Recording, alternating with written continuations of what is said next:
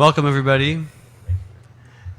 As you can see on the screen, this is a social media forum. This is the first social media forum we've had at the AGU meeting. I'm Larry O'Hanlon. I'm the social media coordinator for AGU. And this has been organized by AGU and National Association of Science Writers. Laura Helmuth, right there, is the one who's representing that organization. So we have up here a panel of these folks. We have little cards. I just turned it on the screen, guys. I'm not going to introduce each individually. They'll have a chance to talk about what they do, but we have a real good selection of people who have a lot of experience in social media, and we're hoping you have a lot of good questions and comments, and we can have a good discussion here as we talk about how to get your science out, or whatever it is you're doing that you want to share through social media. I wanted to share one thing with you from what I've been doing today, and that is the meeting hashtag, which is hashtag AGU14. So I just pulled this off of the hashtag tracking service I use. This is just purely for maybe discussion and just interest, because I'm very happy with it. So, you can see the date here started on the 13th and all the way through about an hour ago. We've had over 40,000 tweets, almost 41,000 tweets using this hashtag during the meeting. That's the first number. You skip over there, contributors, the other blue number, 22,661. That's how many people have used the hashtag. The last number is the 60 million. That's how many people have received the hashtag from this meeting. So that's nice. We're very happy with that number. The time on deliveries is a little more tricky. That's how many times the hashtag has been delivered to somebody. So that 60 million people, some of them got it more than once. That's why you have a very big number for deliveries. So, and there's a little chart there. And if I zoomed in on that chart, which I can't do on this thing, you would find that a lot of the peaks actually they correspond to press conferences. So it's kind of fun to watch. It's been really fun to watch this. Normally, the AGU hashtags don't do this kind of fun stuff. It's really during the meeting.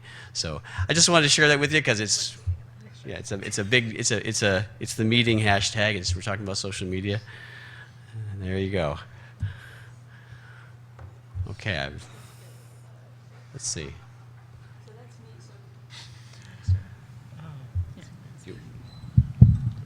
Good. All right. Thanks, everybody, for coming. Can I see a show of hands who here is primarily a scientist? Great. And who's primarily a journalist, science writer, communicator of any type? Oh, good. We've got a great mix again. Okay, excellent. So this is, we've got a mix up here, too, and the idea is that, a lot of the principles are the same, but we'll try and address both audiences. And so I just have a couple slides here. If you haven't read it yet, Ann Friedman had a really smart essay in the Columbia Journalism Review about why journalists should be on Twitter. It's very clever. It's worth reading. And then if you could advance then there's two other just screenshots of stories. This one's from the AGU blog. It's from 2011, but it's still very topical, very full of great information about why scientists should be on Twitter. And the next one is from Medium. Unfortunately, Medium's got this weird way that they lay out their stories, so you can't see the header. But this is another one. It's in this one. If you didn't follow the whole science cover scandal and the top 50 Twitter people and the top 100 Twitter people, you should definitely read up on this because it's great gossip. If nothing else, it's really entertaining. So those are just some recommended things to read. And so I'm Laura Helmuth. I'm the science editor for Slate Magazine. I can share with you a little bit about what we've learned at Slate about using social media effectively. And one of the things is that Facebook and Twitter are the main drivers of traffic, the main ways to get your ideas out there. Facebook is much more effective than Twitter. Facebook basically, there's about a 3-to-1 ratio, about 3 times more traffic comes to any given story via Facebook versus Twitter. And in a sense, we all serve at the pleasure of Facebook because if it's popular on Facebook, it will be popular, period. If it isn't, it's very hard to get much attention for a story. So as much as you can, use your own Facebook feeds, get your friends to amplify whatever's happening on Facebook, and it's a little bit of, well, there's very much a positive feedback loop, so the more attention something gets on feedback, on Facebook, the more attention it will get because of their algorithm. So it just can really mushroom cloud quickly. Like I said, about 3-to-1 Facebook to Twitter. But the thing about Twitter is you have some control over it. So I think we're probably going to talk more today about Twitter because Facebook, you basically have no control. It's in the Facebook gods' hands. But Twitter, you can. One of the other things, unfortunately, I don't have a slide for it, but a really good model to see how to use how to use Twitter really effectively is Phil Plait, and he blogs under the Bad Astronomer. And I think he's got more than 1 million followers, I'm pretty sure. And he's just very effective at being enthusiastic, being snappy, being funny, being quick, being constant. And he's sort of like a model for how scientists and journalists can be very effective at Twitter. And so I'll just be real quick and give you a couple of tips. If you ever write for a publication that has a decent following, be sure and find out who the social media person is for them and be nice to them and ask them to please include your Twitter handle in the automatic text box. So if you're reading a story online and you want to send it to your own Twitter feed, you hit the little bird, and then some suggested text will pop up. And good publications will include the author's Twitter handle in that. Most of them don't think about it, so you have to ask. But if you do, then basically you get picked up by their social network. It's very effective. It's a good amplification of your attention. So always ask to do that. And when you're tweeting yourself, if there's a story you like and you have something clever to say about it, when you tweet it, be sure and include the handle of whatever controls that Twitter feed and hope that they will retweet you. And anyhow, there's all these little games you can play that we'll all talk about. With Twitter, it can be very frustrating starting out because you feel like you're talking into the void, and you kind of are. But it's sort of like wealth disparity. The richer you get in Twitter followers, the easier it is to get more Twitter followers. So it's completely unfair, but it gets easier and it gets to be more fun the more you do it. So if you're discouraged, keep at it. It will be more rewarding later.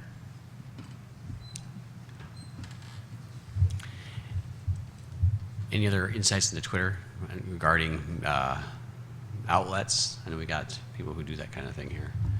Would you agree with her on all those points?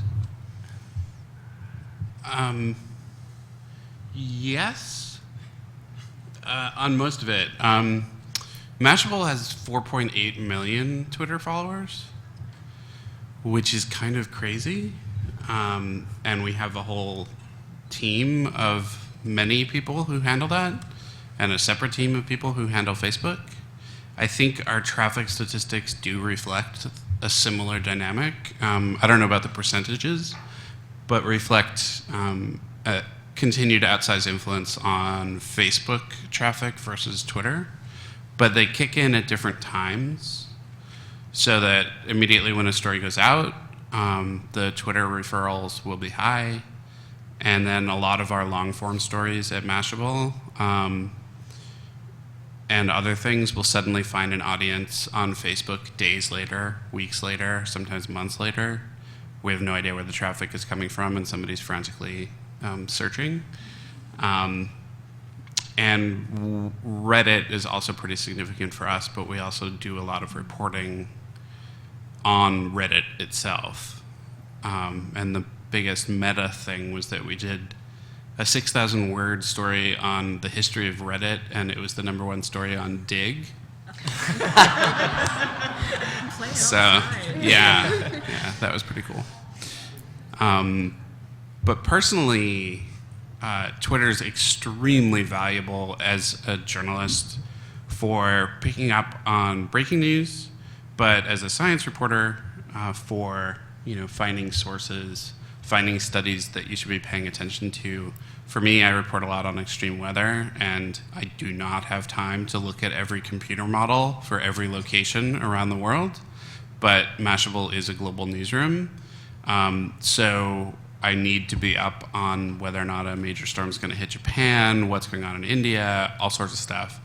And it's sort of the early warning system, subscribing to the right people, who will just suddenly tweet an image of, oh my God, look at this computer model simulation, and then certain people go and look. And oftentimes it's complete crap, but sometimes it actually signals something, which it did in the case of Sandy about 8 or 9 days before the storm. So that's when I think I first realized like the incredible value of Twitter, because I was seeing the storm played out live all around me on Twitter mainly. But I'll stop there. I don't even remember what I was answering. I also should mention that we have a variety of people up here. We have people who also work for, not for media outlets, but they work at research organizations and government research related organizations. And that might be the case for some of you scientists out here and some of the others as well. So one of the issues I know that comes up a lot is how much is it worth it to invest in doing social media? And a lot of organizations they're all over the map with this. Some of them just don't think it's worth the time at all. They say, "Oh, don't we have an intern doing that?" And others have a whole team, like you're saying at Mashable. You have it sounds like a very extensive team that does that. I think one person up here who might have a real insight into what it is to be an organization that doesn't have a huge amount of Twitter or social media, Twitter, Facebook, whatever going on, but it's doing it, maybe cry in the wilderness, might be Alan Pope. I was trying to find a blogger for a cryosphere blogger for AGU's blogosphere, and someone said, "Well, we don't have a blogger, but we have this guy who tweets a lot," and that's how I encountered Pope Polar, Alan Pope here. So maybe you could talk a little bit about how you got started and how it's taken a role at where you work. Yeah, I mean, I started tweeting mostly because a PhD student friend of mine had been on Twitter for a while, and he was doing work based on geography of things in London and getting lots of interest from people living in London about the mapping he was doing. It's like, this is really helpful to connect with potential senior scientists, to connect with other people in the field, and that sort of thing. And I was visiting him one weekend, and he literally made me sign up for Twitter before I was allowed to have coffee that morning. And so I did. But it has been really helpful, and I've actually had a lot of encouragement from the people I've been working with. So I'm at the National Snow and Ice Data Center, and one of the things that NSIDC has as its mission is sharing information about the cryosphere with not only scientists, like obviously there is a lot of data, but with the general public as well, and doing that in a lot of different ways. And so it's been really beneficial for me to kind of distill my message down a little bit, whether it's picking particularly relevant imagery. I study glaciers with satellite imagery, and I'd say I got a lot of amplification when I started especially working on Landsat imagery, and so connecting with NASA and USGS social media outlets to spread the word a little bit wider about what I was working on, specifically on glaciers. So I think that answers most of the questions. Yeah, I think it's an entirely different story probably at USGS how things work, isn't it? So just to introduce myself, my name is Scott Horvath, and I'm the bureau lead for social media at USGS. And one of the great things I think from USGS's perspective is we found a lot of positive response and usage out of Twitter specifically, because for us it's a customer service tool.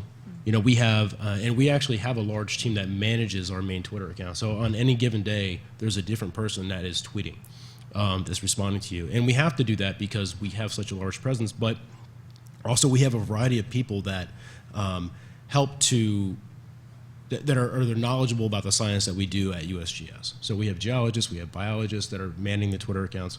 So for us, it's been really useful because we get a lot of questions about everything from climate change to biodiversity to flooding to earthquakes, and so we really do have the ability to quickly respond and be responsive in a timely fashion to people. So for us, Twitter has just been fantastic. Facebook, just as good as for us as well. I mean, we have a large following on Twitter. I think it's like 430,000, I think, right now.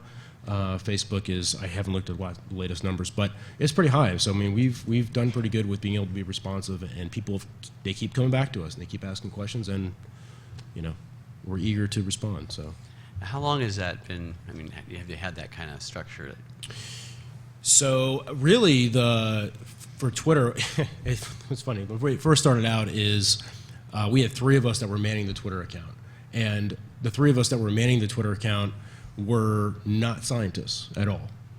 So we were responding from the knowledge that we had, and to kind of step back to that from that. Prior to that, the Twitter account was actually managed by the USGS account was managed by a fan of USGS out in California somewhere. And so he was responding. He had over 80,000 followers from the USGS, and we asked him one day. We said, "Hey, look, we kind of want to do our run this Twitter feed ourselves. You've got our name. Do you mind if we take over those keys?" And he's like, "Please take them." He's like, "I'm getting questions that I can't answer." So it was great. So we took that over. It was fantastic. And but really, when we really amped up our team was in 2011 after 2011. Yeah, after the earthquake in Japan. And so we quickly realized that there's no way that we can sustain this level of response and timeliness with just few people. And so we had to get our customer service team, our customer service staff that we already had on board, to be a part of the Twitter account. And that was a wake-up call for us. I mean, it was really, I hate to say that, hazards, disasters lead to more followers. I hate to say that, but the reality is it happened. And so we got more followers, but we got more people asking questions and really wanted to learn more about the science that we were doing. So, we had to stand up that team pretty quick. Yeah, we have the same problem with AGU in general. Our traffic goes up when bad things happen. It's very mixed feelings about that. Let's see. I actually have I can say a little story as well. When I started, I used to work for Discovery News for a long time. I was a writer and producer. It's the online news source for Discovery Channel. And it was myself and Ian O'Neill, he's an astrophysicist who still runs the Astro Engine is his Twitter handle. He's a very enthusiastic science communicator. And he and I were pretty much at the time, a few years ago, the only people using social media with Discovery. And we were just discovering it. And we were realizing that we could actually get more people to look at our stories, when we put this out. And it was sort of a revelation to us that this thing that seemed like kind of a frivolous social thing, just something that at the time only young people were using. It was kind of a revelation that we could actually, instead of just putting a story up on the web, we could actually tell people, hey, come and read this story. It was an entirely different idea. You could draw people. You could let them know, and if it was good, it could grow. You could grow that. So we felt very much empowered by that. It wasn't a passive process of just writing and putting it up, but we could interact and go and try and draw an audience in. One person we haven't heard from up here. She's tweeting. Busy tweeting. Always be tweeting. Okay. Have you had anything to add along these lines? I mean, how did you get into social media, and why do you do it? Probably some of you follow Pluto Killer. Yeah, anybody? Mike Brown. Mike Brown. Murderer of Pluto extraordinaire, who was my undergraduate research advisor, and he told me I should join Twitter, and I thought that was dumb, and didn't understand why one would do such a thing, and then I did, and I didn't use it for a long time. I had this account. I tweeted probably a couple of very stupid things and didn't get it, and then I gave a talk at the AGU Meeting of the Americas in 2010, where I was presenting some research that was super exciting, that had been kind of a secret for a while, and he had tweeted to his followers many months before that I was going to let everybody in on this secret. And so he live tweeted my talk, which I did not realize he was doing. And I looked down at my phone afterwards, and just notifications, my email is completely destroyed. And then I have suddenly these journalists who follow him asking me questions about my exciting new discoveries and all of these things. And suddenly it was like, oh, this is a thing that I should figure out how to make go, because it could potentially be useful to me. And it was probably all downhill from there, I suspect. But no, I use it for 3 things, which maybe is a bad idea. Maybe you should pick a reason and just do that, but I don't. So I use it to do outreach. I answer lots of questions from kids via their parents on Twitter. I answer questions from high school students. I answer questions from grown-ups who always wanted to be space scientists and did something else. So I think it's an outreach tool. I tweet a lot when I'm in the lab doing experiments, and will answer questions about things, or when I was tweeting about methane on Mars for a good chunk of yesterday. So whenever there's anything to do with planets, people ask. I use it for professional purposes to interact with journalists, which I think is really amazing. I corrected Science Friday last week or the week before, which was kind of surreal, actually. But it was good because they tweeted something that was not correct about NASA, and they fixed it. And that was actually very important to me. And so that was something that I was able to do. But then the third thing is at meetings.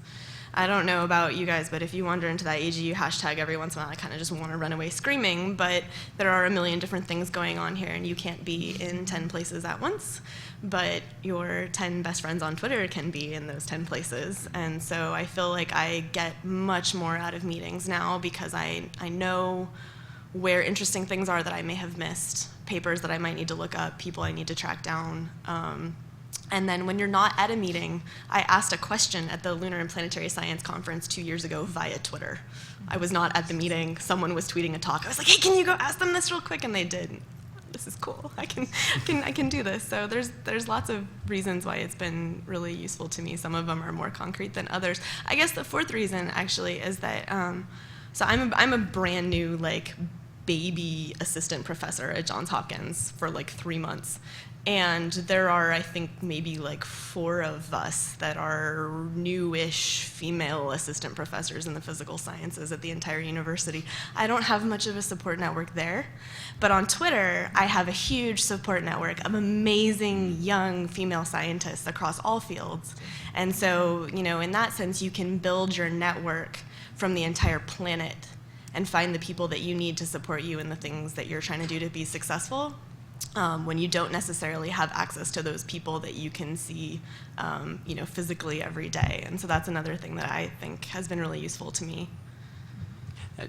Mike Brown, I actually asked him if he was coming to this meeting because I would have loved to have had him. I know him I used to work at Keck Observatory, and he did an amazing thing. I was just blown away by it. I didn't realize until I worked there and was watching his Twitter feed. When he would be in control of one of the Keck telescopes, and he was waiting for Pluto to rise, or some other object, he'd just say, let's just aim the telescope at something else. And he'd go and look for stuff, and then he'd just tweet the picture. You're getting a fresh image right from one of the Keck telescopes. I mean, what an amazing thing. And not too many scientists were doing that kind of thing. I just kind of want to tag on with that because I think that's what's important about Twitter. I think a lot of people realize this, but I mean, it really does bridge that gap between the public and the actual science that is happening. And it's fantastic because you're getting this real-time picture of what's happening. And I don't think there's been another time in history where that has really happened, and so easily like it does nowadays. So I think that's really important. And the other thing that kind of brings up, though, at the same time is, when you are communicating with the public and the public's asking you questions, there's, especially with Twitter, you've got a very small set of words and characters that you can use. So it kind of encourages the simplified communication of science, I would say, back to the public, because you really have to think about what you're saying and how you say it. And I think that's also a good benefit to scientists in general, just when they're using social media to learn how to better communicate the science so that people understand it and can consume it and share it better. So. One thing too, I think, is that it's not just, I think it's amazing that we can connect whoever wants to with the science as it's happening, but we can also connect those people with the scientists. Yeah. And so what I always tell my colleagues who are confused and don't understand why I spend time doing this is that I'm a scientist in public on Twitter. So I don't just tweet about science. If you follow me, you know that I tweet stupid pictures of my dogs and my socks. I'm wearing gnomes on my feet today, which some of you might already know. But people connect. I have people who tweet like, my kids saw the picture of your socks and they were like, oh my gosh, this scientist likes the same things that I do. And that gives them something to hold on to, that we're people, and that they can find different things to connect with. Some of the people tweet about baseball a lot, and so maybe they'll follow them because they also like baseball.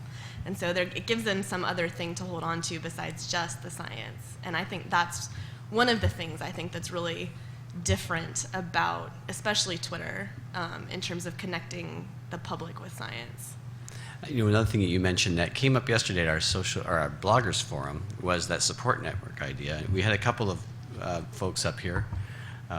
One's still is sitting right down there. A couple of them are. Yeah, but they mentioned that some of them were places where they were the only geologists at the school, and they didn't really have any other geologists they could, to share ideas with and have conversations with there on their campuses. So their blog has served a similar purpose, help them reach out and have conversations. And of course, any good blogger does social media too, so that's all part of the same package. Yeah, Larry, and I see some of the best people on Twitter, the most entertaining, are freelance writers, and it's a similar thing where you're not in the office all day. It is your water cooler, Twitter is. And as an editor, I love it because I can just watch what these freelancers are talking about. If I see somebody get really worked up about something, I contact them offline and say, hey, do you want to write a story about it? So it's freelance writers are some of the scientists and freelance writers, I think, are some of the best and most interesting users of Twitter. I also think that Twitter and to some extent Facebook can kind of be a gateway for social media for scientists. I mean, I tend to keep my Facebook mostly to be like my friends, and it's a very personal thing, but science creeps its way in there, and I can see what's effective with my group of friends there, and Twitter is really low levels of time to share science, at least when you start out. It's really easy, maybe not for you. It starts to take over after But a while. it's a lot faster to be able to write some tweets than it is to write an entire blog post, and much less intimidating when I'm a PhD student that's supposed to be working on other things, even if you have a supportive advisor. And we're talking about Twitter. I mean, the other value of Twitter from a reporting perspective and just a curiosity perspective is how many scientists now are tweeting from the field. So you actually have people on an ice sheet in Greenland who are tweeting about an ice core they just recovered.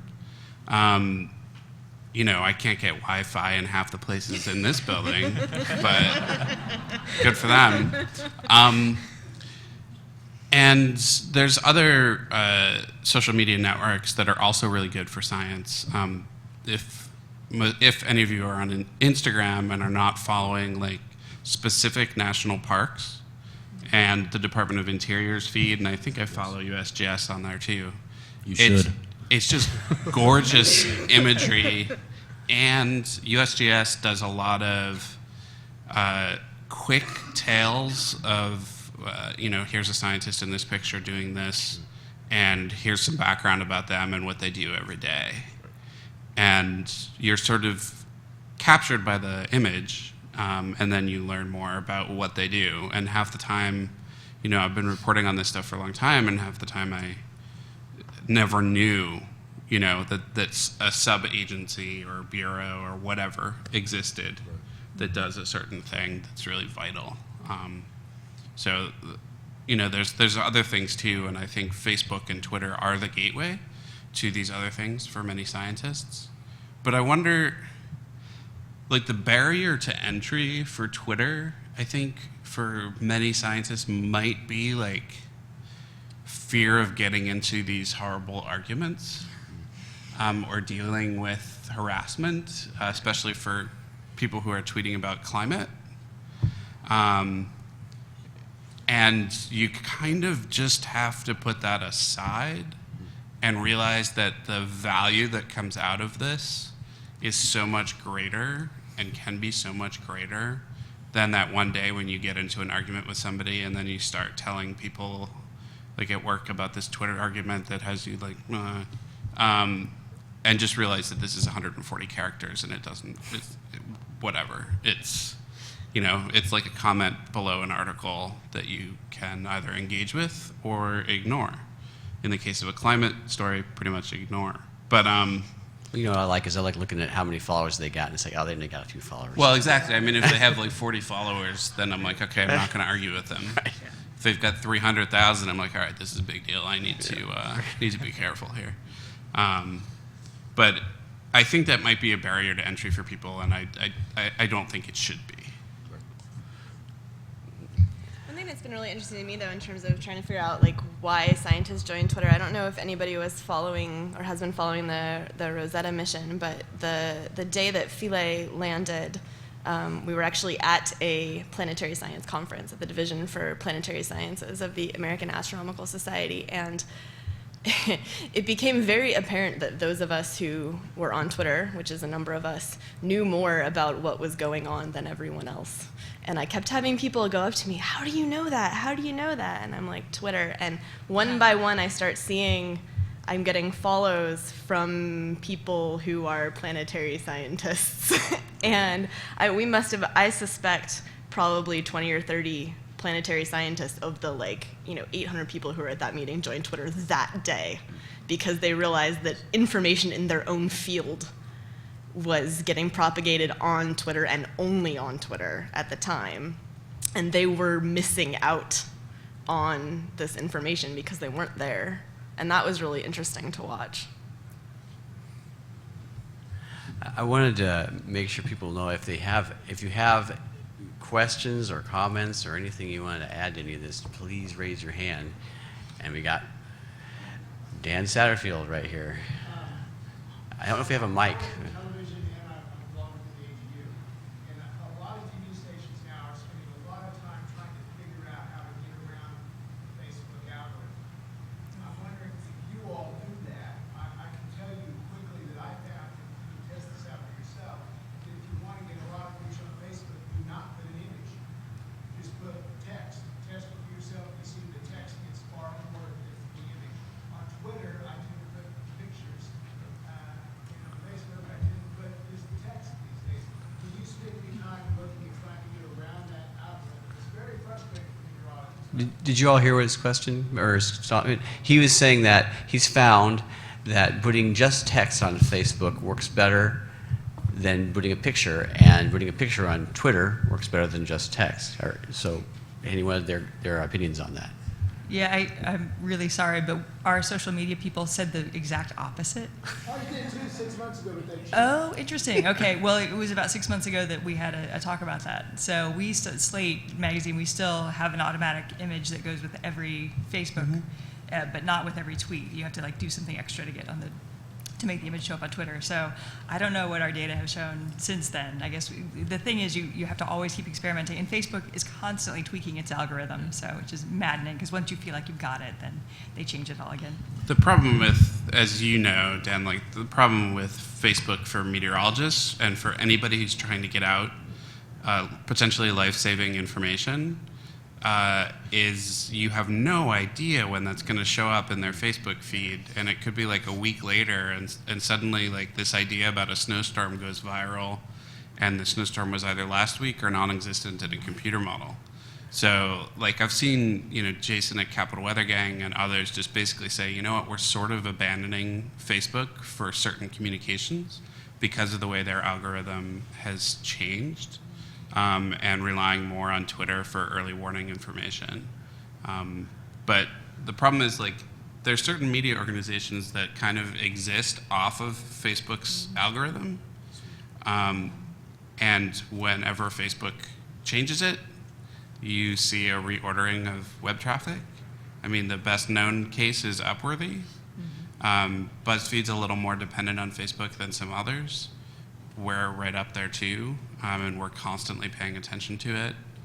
But yeah, I don't know if I've noticed that particular thing that you mentioned, but it's kind of a challenge, especially for media entities. I don't know that it's as much of a challenge for scientists on there, other than people like you, or somebody who deals with volcanoes and is trying to warn somebody of something, and the news feed. I will say that one of the big helpful things with Facebook over the last 6 months for meteorologists has been educating non-scientist writers in the media about using terms that are incorrect, like polar vortex and low pressure bomb and stuff like that. And we spend a lot of time. We do tend to reach those people, but you know, if you want to put a severe thunderstorm warning or a message out, you're going to get 20 out of 30,000 people that you're following seeing that. It's just worthless. So you said you work for TV, right? So Yes. So Facebook recently, a lot of people have noticed this now, but Facebook recently has encouraged the use of video sharing directly through their platform, and you get a lot more traffic via sharing a video specifically in their platform versus, you know, like through YouTube or something else. The other thing they've done is they've added the ability to caption your videos. So captioning, I think people underestimate the need for accessibility in video, and captioning is very important, especially from the standpoint of indexing, searching, things like that, because it does, nobody knows what your video is if they don't know what the content of the video is. So when you do captioning, it increases that chance of somebody discovering that video. So I think you might want to kind of experiment with that a little bit. Facebook, you know, posting directly to Facebook with your video, yeah. Okay. Other questions or comments or ideas? We got way back there. Oh, she's going to get you a microphone. Sorry. Just easier for everybody to hear.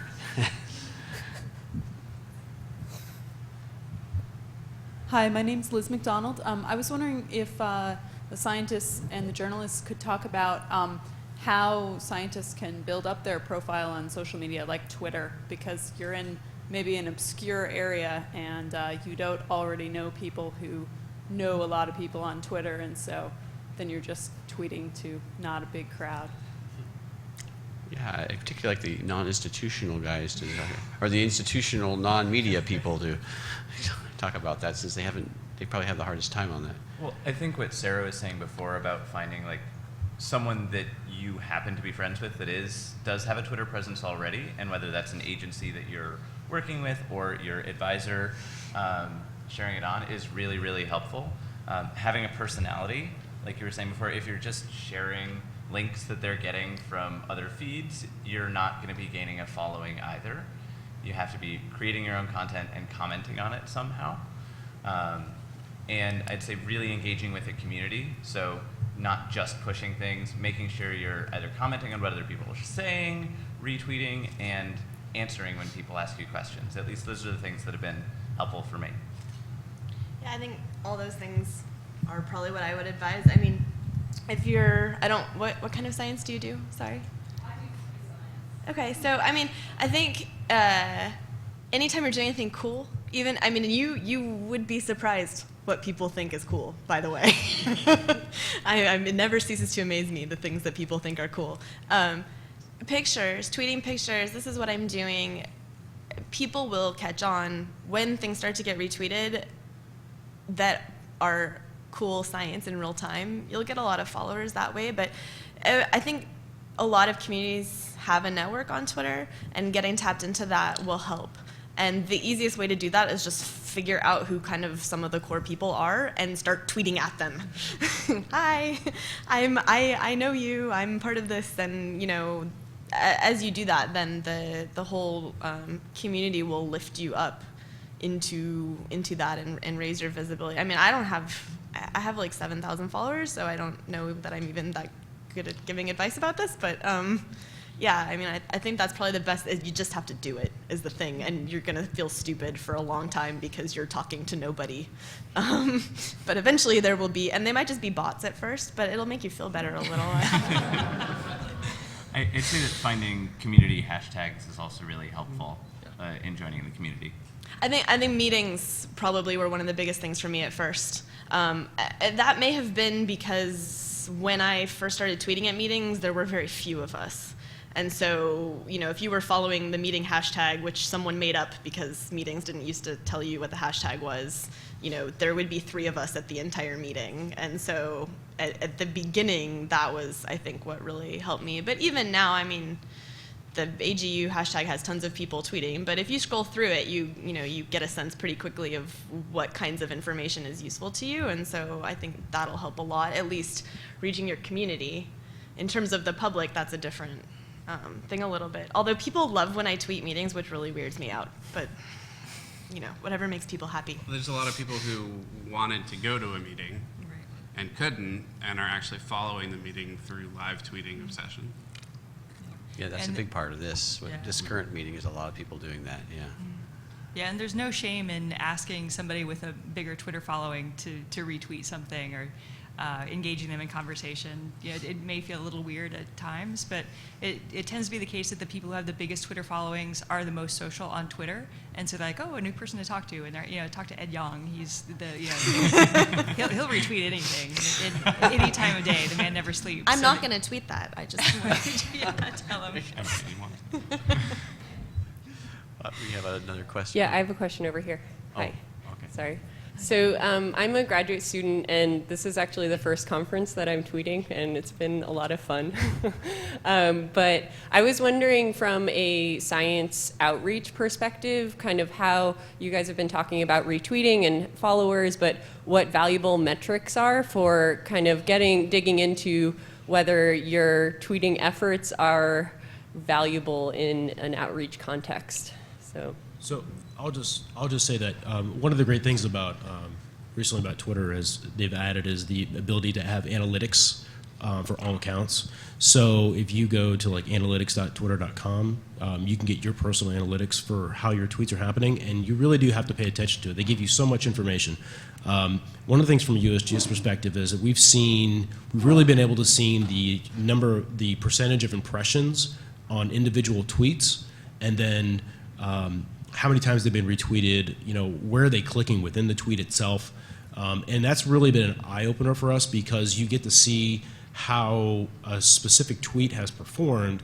Maybe you should think about replicating that sort of thing in the future. Maybe that's doing a little bit better. And it really does do, like I can't think of any specific example right now, but like, you know, we might get an impression of maybe 10 or 11 or 12%, which doesn't seem like a lot, but when you have 430,000 followers and you're getting a 12% impression, which is, you know, the number of people that actually saw your tweet in their stream and those that interacted with it, that's a good indicator of that you're doing something well with that tweet. And so, yeah, I would just say pay attention to that because it is an eye opener. Yeah. There's also like a metric.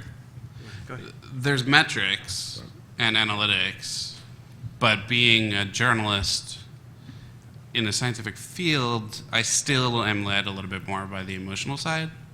So I think my metrics are like, did I have a good engagement with somebody in the field? Did I discover somebody new who maybe I want to meet at a conference for coffee? Did so-and-so retweet me for the first time? Did I learn something from something that I read, or an article or a study that somebody pointed out? So there's, you know, that's not a numerical thing, but it's also something that kind of affirms what you're doing. Yeah, I was gonna say something similar. I mean, I'm not gonna lie. I generally have a good sense of how many followers I have on any given day, and what my most popular tweets have been in a given period of time. But in terms of outreach, it's when people tweet at me that their kid came home and said, "We were talking about Saturn at school today. Could you ask Planet Doctor about this?" That I know there are households that have children where they know me as a person. And more than that, it's facilitated a lot of outreach opportunities for me. So it's been the case at least a handful of times now where parents have asked me or teachers have asked me, could you Skype in and talk to my classroom? Could you do this thing for me? We're doing a report about this. Could you answer a few questions for us or whatever? And, in that sense, again, it's not, I do a lot of outreach where we do our pre and post, evaluations and all of these things that NSF wants, to demonstrate that we have done good science outreach. And I understand the value of doing that, but that's not what I'm doing in terms of outreach on Twitter. But I think there are ways to do it. It's just not the way that I do it. Another question there. Cool. Hi. My name's Zoe Harris. I'm actually one of the live tweeters, so I've been tweeting. I have a question about something which actually I've asked AGU about, and it has come up today as sort of an issue. It's about live tweeting in conferences. Mm-hmm. So what is okay and what's not okay? So according to AGU's code of conduct, you shouldn't be tweeting people's slides and stuff, and there's sort of that you guys have probably seen there's been this big Twitter debate. So I was just wondering if you guys, as tweeters and as well as people in the room who are presenters, what the feeling is there, and whether, like, in future years, do AGU really need a code of conduct which specifies people to say, if you want to be tweeted, say so. If not, say so. I don't know whether you guys want to speak about that. I can't really say anything about AGU specifically because it's just not my role here. But what I personally, I love the fact that people live tweet stuff. I really do. In fact, I'm looking at it as I'm sitting here and we're listening. You guys are listening, we're listening, and it's like I'm seeing the stream of stuff happening. So I think that's fantastic. I think there's a lot of value in my perspective as a presenter or anything in the back channel, which is what's happening, what's being said. Are there questions coming up that people are asking? Maybe they don't want to ask a question because they're nervous. Maybe they're asking the question on Twitter and I could respond to it that way. I think it's very useful. Yeah, I'll say, I can say, because I'm aware of what you're talking about, because I'm the one looking at the stream, along with Kate here. We've been following it the whole meeting. And it came up before the meeting, and what we're really seeing here is that the environment's changing, and some of the rules have to be examined again. And that's actually, the managers, this debate has come to their attention. I've made sure they were aware of it. And we're going to be talking about it, and we're going to be looking at it. The original intent was to protect scientists, in their work. And so, this has to be, there has to be a lot of discussion about this. And I'm pretty sure by next year, it's going to be different. That's my personal opinion. It's not anything official about this, it's just my personal opinion.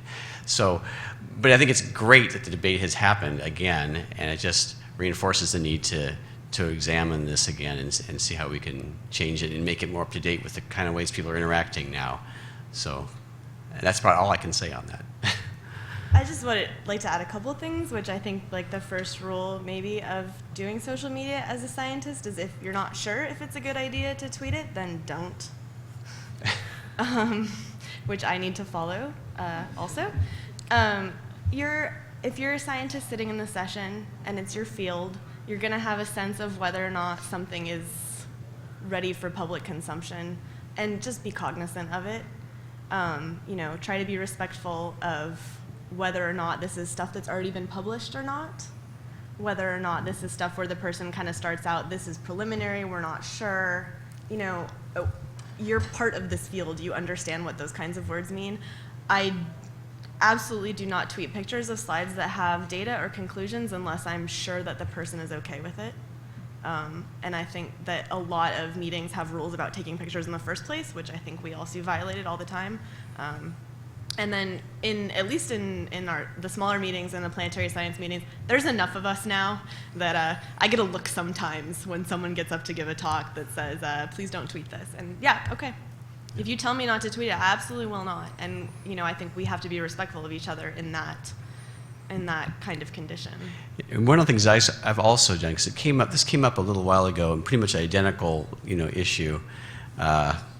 It's come up a few times, and it's often when you see at the AGU and you get an actual response directly, it's usually me. Just so you know, you're talking to me.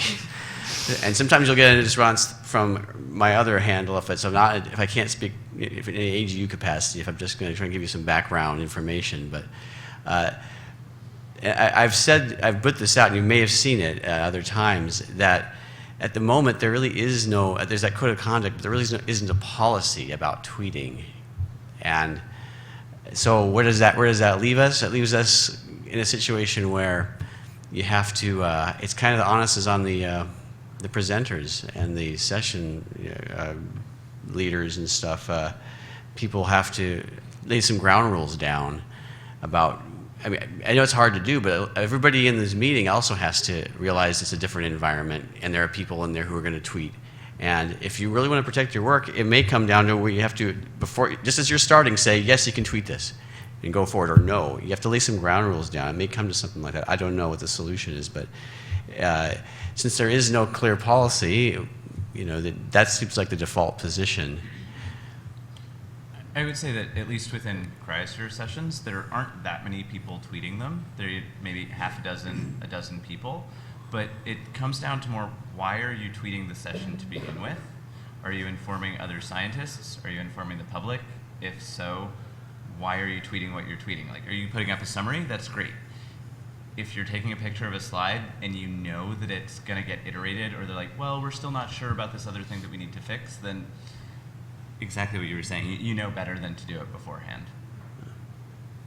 And there have been like accusations that we're somehow trying to keep this away from the public, and I think that's a misreading of what's going on. It's all originally started with just trying to protect the scientists' work, and I think that's the only thing that AGU is interested in doing when it comes to that. That's the only motivation behind the current, those code of conduct things you see. Anybody else had any questions or comments? Okay, we have a few more minutes. We haven't quite pulled out the. Oh yeah. Yeah, I had a question about some of the other social media channels, such as LinkedIn. I met Laura through LinkedIn, but I'm wondering what everybody might have to say about use of that tool. Any other differences? You guys have anything to say on compare, contrast? Do we both want to condemn LinkedIn like immediately? Like I don't know who uses LinkedIn. Certainly, I shouldn't say this because I think Mashable does some things with LinkedIn. And I remember an article I once did was posted there. So Mashable probably has a different view than I do. And for a reporting perspective and for a social media perspective, I don't consider it a social network. It's more of a something that you get annoying notifications from. And I think that LinkedIn is dealing with that problem right now and trying to figure out how to make itself more useful for people. But it's just a place where somebody that I've had a conversation with once asked me to be their professional contact. I don't know if other people have better experiences with it. Maybe Mashable as an organization has, but I don't know if individuals have. It's just sort of something that I check maybe once a week, and then I'm like, why am I doing this? Aren't I supposed to be doing something else? Yeah, I think it's useful for journalists and for people who aren't at institutions that are easily searched so that people can contact you. And that's what I mainly use it for is, my email is obvious to find on Slate, but some people don't find it, but it's easy to just ask for a contact on LinkedIn, and then that's a way for sources, for freelance writers who are looking for a story assignment, for scientists who want to pitch a story, for anybody. So it's very, I would say, definitely have an account, and if somebody asks to, unless they're a freak or they're selling you a diet book, if they want to connect, sure, connect. Maybe they got something important to say, but it's probably not worth a lot of time. Otherwise, it's better as a passive place to get things. I'm always curious about other social media tools as well. At USGS, we recently just got approval to use things like Storify and Thunderclap. There's a lot of tools out there that have specific uses for them, and it's you mentioned Instagram earlier with pictures of scientists, like we do Selfie Sundays where scientists take pictures of themselves in the field and they're doing some great science work and we explain it. But it's like every tool has its use, and I think in this day and age, it can be very difficult, very easily. You can get easily lost in all the tools that are available out there to you. So I think whether you're evaluating something like LinkedIn or Twitter or Facebook, like you really just kind of have to go back to what are you really trying to do? What are you trying to accomplish by using a tool like this? And then is that tool going to get you? Is it going to serve your needs? So, yeah. Yeah, I just should mention that AGU does have LinkedIn, and it has about 22 subgroups within it, different scientific interests, and some of them very little happens, others a lot happens. But I do know, and to mention about as a directory, whenever I try and find somebody, if I just Google their name, very often LinkedIn is the first thing you see. So it does serve a purpose in that regard in terms of contacts. I think we've been trying to use it as a way for scientists to interact online with a mixed success for AGU. but we do have them. So if they're all interested, you could always take a look and join a group that's appropriate to you and see how it works for you. There's other tools like that too, like ResearchGate, for example, is like Yeah. the scientist version of LinkedIn. Right. You know, I mean, so it's Except you can ask for papers too. yeah. Yeah. Yeah. So I mean, there's a lot of different tools out there too. But and some of the tools like the International Space Station, personally, became much more relevant when astronauts started posting pictures and vines. Suddenly, like the ISS became like people became much more aware of it. People became interested in looking at it passing over. It wasn't just something for skywatchers and space scientists to look at. I still embed vines from Astro Reed and other people that were taken quite a while ago because they illustrate what lightning looks like over a broad area from space or a geographic area. Those types of tools on Twitter can be really useful for specific purposes. Right. One thing though too, like my social media team is me. So I do Twitter and that's about it. So there's different communities and they have different expectations, different uses. So I think, if you're a scientist and you want to do more social media, you should find the place that feels comfortable to you and don't feel like you have to do all of them. I don't do Instagram. I have a Google Plus account, but does anyone actually use that for anything? I don't know. But so you just have to find the place where you're comfortable and put your energy in there, because I don't have a whole team. I just have me. And I have an actual job that is not Twitter. So. Okay, any other questions, comments? Because we are just about at the, we got one more. Oh my We have just a few more minutes.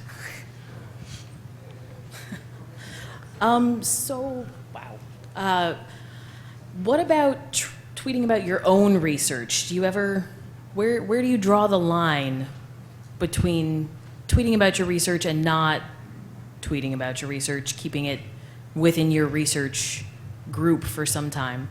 And how, or if you don't do research, how would you talk to somebody, say your boss, about if you tweeted about your research and they found out? Oh boy.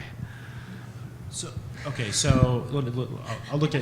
say this from the government perspective here, at least from USGS's perspective.